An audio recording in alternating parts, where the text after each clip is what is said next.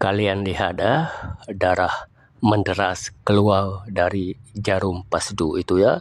Ini kita lakukan bekam pasdu ya, ambil darah dari urat.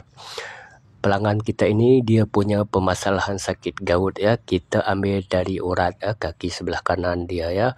Pastikan darah itu mula makin membanyak ya.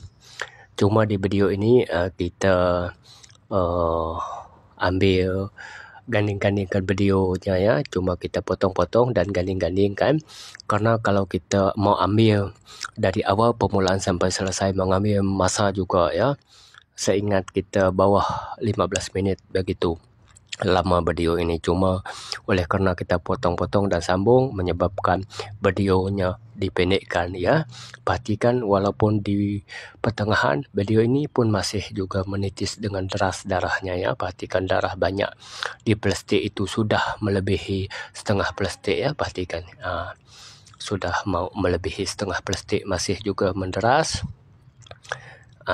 Sekarang sudah mau penghujung, yang mana tadi menderas keluar laju macam air pipe, sekarang menitis laju juga. Coba perhatikan darah banyak di situ, melimpas lebih daripada setengah plastik. Jadi bagi siapa yang inginkan rawatan apapun permasalahan kalian, boleh coba bekam urat ini ya. Dengan keluarnya darah ini sangat memberi kesan kelegaan, pengurangan, pemulihan sakit penyakit kalian ya. Banyak manfaat ya bekam urat ni, bekam pasdu ini, ambil darah dari urat ya. Perhatikan darah banyak, perhatikan darah banyak ini ya.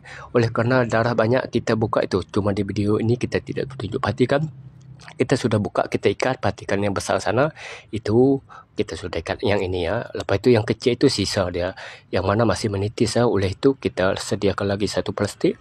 Jadi ini berganding plastik yang kecil tadi dan yang besar berganding jadi 1.81, maksudnya 1 kilo 81 begitu jadi beratnya darah kita pulih daripada kaki sebelah kanan pelanggan kita ini terkait masalah